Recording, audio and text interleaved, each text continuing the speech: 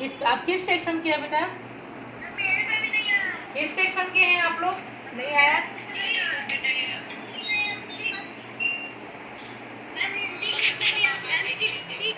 मैंने हिंदी ग्रुप में भी डाला है।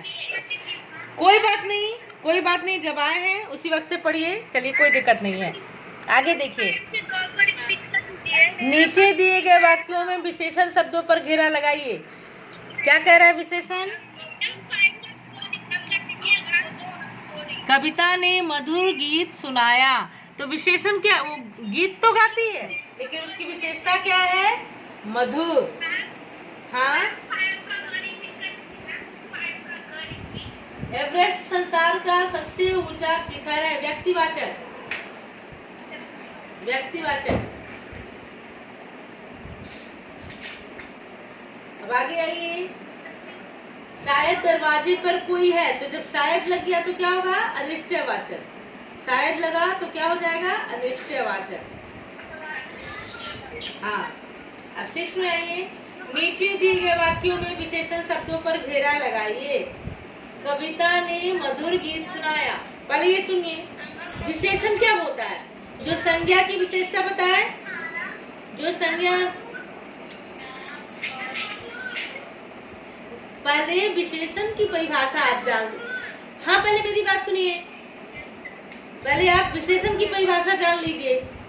संज्ञा, जो संज्ञा एवं सर्वनाम की विशेषता बताए उसे विशेषण कहते हैं। तो अब संज्ञा क्या है? कविता। और इस सेंटेंस में क्या है? कविता ने मधुर गीत सुनाया। तो गीत तो वो गा रही है, लेकिन उसकी विशेषता क्या है उस गीत की? कि वो मधुर है, सुनने में जो अच्छा लगे उसको मधुर बोलते हैं ना। तो आप मधुर को घेरेंगे, मधुर को घेरेंगे। ओके। हाँ, बच्चों ने 2-2 केले खाए। बच्चों ने केले खाए, लेकिन कितने? 2-2। आप 2, हाँ, आप 2-2 को घेरेंगे।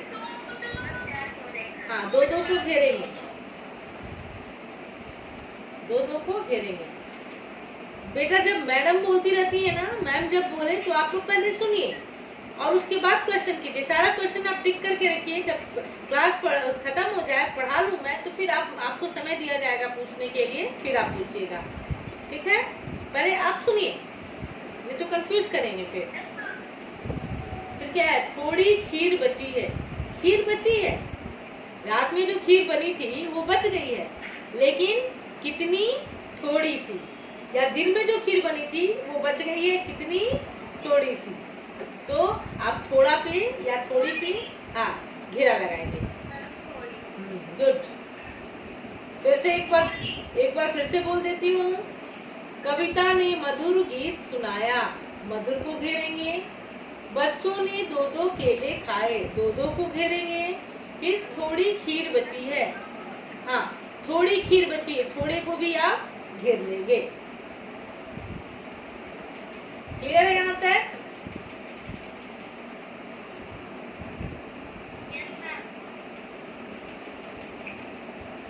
सेवन में क्या कह रहा है? नीचे दिए गए वाक्यों में उचित विराम चिन्ह लगाइए। अब चैप्टर 9 तक आप पढ़े, विराम चिन्ह तो आपने पहले ही पढ़ चुका लिया है। विराम आपने इंग्लिश में पढ़ा है ना, punctuation, punctuate, question mark, exclamatory, ये सब पढ़ा है ना। या आप कहेंगे प्रश्नवाचक, विस्मयादि बोधक, उद्धरण चिन्ह, ये सब विराम चिन्ह होते हैं। तो तुम क्या पढ़ रहे हो? यहाँ प्रश्न किया जा रहा है। मैं ही आपसे प्रश्न कर सकती हूँ कि आप क्या लिख रहे हैं। तो वहां पे क्या आप करेंगे? प्रश्नवाचक निशान लगाएंगे। प्रश्नवाचक।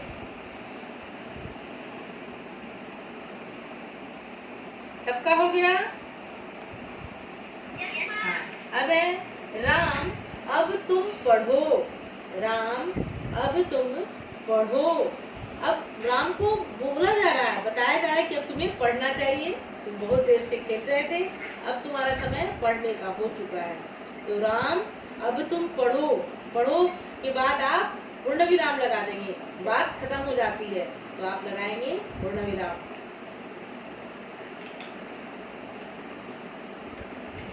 फिर आइए, माँ ने कहा बिटिया मिठाई खा लो। माँ अपने बच्चे से कह रही है। तो कही हुई बात दोहरा उद्धरण चिन्ह लगाते हैं। जब कोई किसी से कोई बात कह रहा हो तो उसमें दोहरा उद्धरण चिन्ह लगाते हैं। तो आप बिटिया के पहले दोहरा उद्धरण चिन्ह लगाइए, खा लो, वहां पे भी दोहरा उद्धरण चिन्ह और पूर्ण विराम।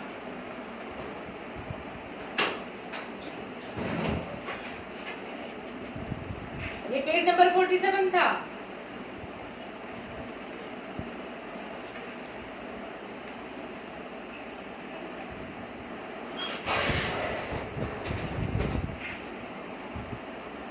अब आइए हम लोग देखेंगे, नीचे एक कहानी दी गई है जो अधूरी है। एक स्टोरी है, आधी अधूरी है वो स्टोरी, हमें उसे पूरा करना है। अधूरी कहानी को पूरा कीजिए। कहानी को पूरा करते समय यह ध्यान रखिए कि कहानी का मूल भाव पाठ दोहे में से किसी एक या दो के भाव से मिलता जुलता हो। यानी जो मैंने आपको पाठ पढ़ाया है उससे संबंधित इसमें कहानी डाली गई हो। तो कहानी में इसमें अब कहानी कुछ दी गई है, बाकी की कहानी हम लोग को पूरी करनी है। तो क्या करेंगे अब हम लोग, सबसे पहले क्या है कहानी में कि 4 मित्र थे। सब देख रहे हैं अपनी अपनी किताब।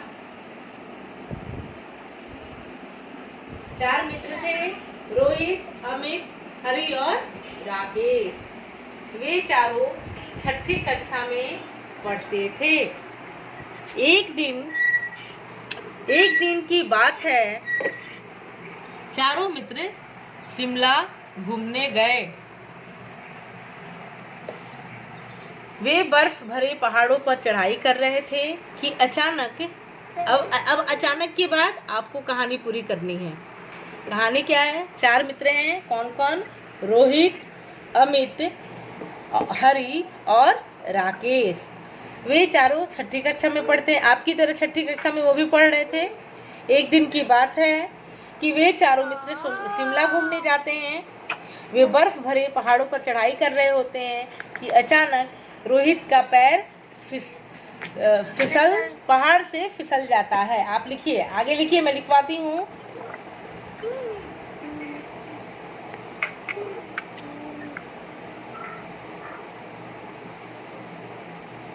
रोहित का पैर पहाड़ से फिसल जाता है। अब मैं बोलती हूँ, आप लिखिए, ठीक है?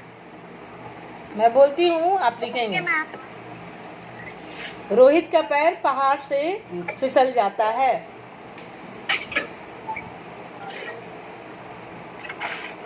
अब मित्र कितने थे? 4 मित्र थे, एक तो गिर गया।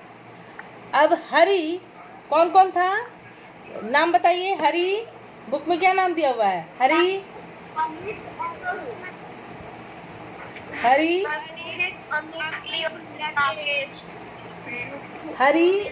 मोहित, राकेश और रोहित। तो रोहित तो गिर गया। मोहित और हरि जो थे ये दोनों वहां से भाग जाते हैं। लिखिए, रोहित पहाड़ से फिसल जाता है। आगे लिखेंगे, हरि और मोहित वहां से भाग जाते हैं। हरि और मोहित,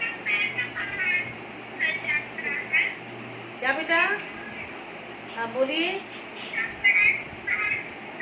रोहित का पैर फिसल जाता है और वो गिर जाता है। राकेश का पैर फिसलता है ना? क्या दिया हुआ है स्टोरी में? राकेश का पैर फिसल जाता है। ठीक है, तो आप राकेश ही लिखिए। ओके, तो आप राकेश लिखिए। मेरे पास बुक नहीं है बेटा, मैं ऐसे स्टोरी जानकर बता रही हूँ आपको। तो राकेश का पैर फिसल जाता है। आप लिखेंगे, मोहित और हरि वहां से भाग जाते हैं। मोहित और हरि वहां से भाग जाते हैं। ठीक है? रोहित, आगे लिखिए। रोहित और अमित भाग गया। यहाँ अमित है बेटा, फिर से सुनिए आप लोग, मैं जो बोल रही हूँ दोबारा सुनिए। 4 मित्र थे, रोहित, अमित, हरि और राकेश। वे चारों छठी कक्षा में पढ़ते थे। एक दिन की बात है, चारों मित्र शिमला घूमने गए। वे बर्फ भरे पहाड़ों पर चढ़ाई कर रहे थे कि अचानक रोहित का पैर, देखिए मैं बोल रही थी ना, रोहित का पैर फिसल जाता है और वो पहाड़ से थोड़ा नीचे जा गिरता है। वो पहाड़ से थोड़ा नीचे जा गिरता है। ठीक है, यहाँ तक हो गया। आगे लिखिए। अमित और हरी, अरे ये स्टोरी खुद से बनानी है ना, स्टोरी लिखी हुई नहीं है। आप स्टोरी में किसी का भी नाम डाल सकते हैं, चारों मित्र में से किसी को भी गिरा सकते हैं, ऐसा कुछ नहीं है। यहाँ तो बस यही है कि अचानक, अचानक के बाद क्या हुआ, वो आपकी अपनी कहानी होगी। तो मैं जो बोल रही हूँ उसको सुनिए, आप खुद से भी लिख सकते हैं। तो अचानक अमित और हरी डर के कारण वहां से भाग गए। देखिए, अमित और हरी, हाँ बोलिए बोलिए।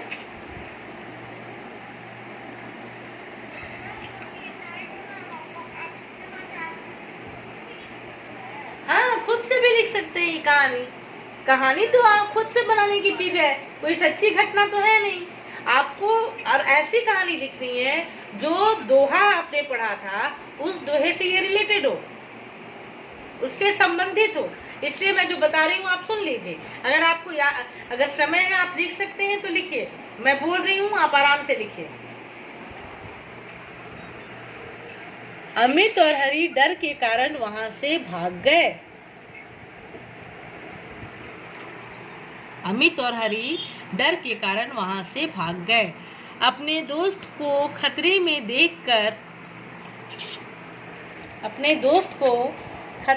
देखकर राकेश से रहा नहीं गया।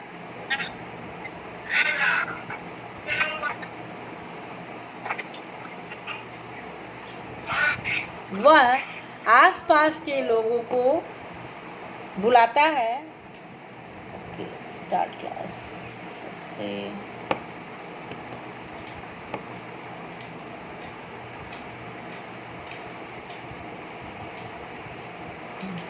वह आसपास के लोगों को बुलाता है और रोहित की मदद करने की कोशिश करता है। रोहित की मदद करने की कोशिश करता है।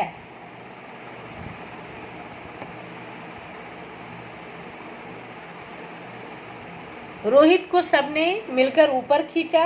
वो पहाड़ से नीचे गिर गया था ना, तो सबने ऊपर खींचा। रोहित की जान बच गई। रोहित की जान बच गई। क्या होगा? हाँ देखो, वो जब कोई बात नहीं, जब समय होता है ना तो डिस्कनेक्ट हो जाता है। हाँ ठीक है, बस अब क्लास ओवर ही हो रहा है बेटा, पहले सुन लीजिए। ये ओवर हो रहा है, मैं इसको कंप्लीट कर देती हूँ। उसने सभी को धन्यवाद, अब रोहित की जान बच गई, उसने सभी को धन्यवाद कहा।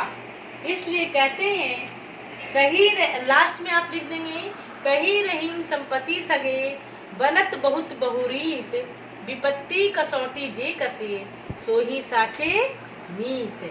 फिर से सुनिए, कहीं रहीम संपत्ति सगे, बनत बहुत बहुरीत, विपत्ति कसौटी जे कसे, सोही साचे मीत।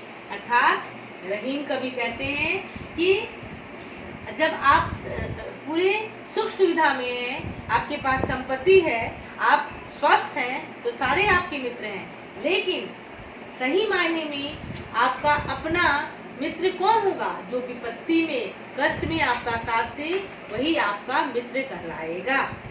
ठीक है, तो आपको एक कहानी लिख दे। कहानी मैंने बोली, अगर आपको याद रहेगी तो आप लिख लेंगे, नहीं तो आप अपने से एक कहानी लिखेंगे और अंत में उससे क्या शिक्षा मिलती है आप दोहे को डाल देंगे। रहीम का एक दोहा डालेंगे जो आपने पढ़ा है, और तब आप वहाँ पर नीचे लिखेंगे। इसलिए कहते हैं आप वो उस रहीम के दोहे को आप डाल देंगे। क्लियर है? चलिए, ये चैप्टर हमारा कंप्लीट हो गया। अब आपसे मैं जो पूछती हूँ वो बोलिए। आप ये बताइए कि आपका चैप्टर 3 तक ही मैडम ने अभ्यास सागर में करवाया था, इसके पहले कहाँ तक करवा दिया था?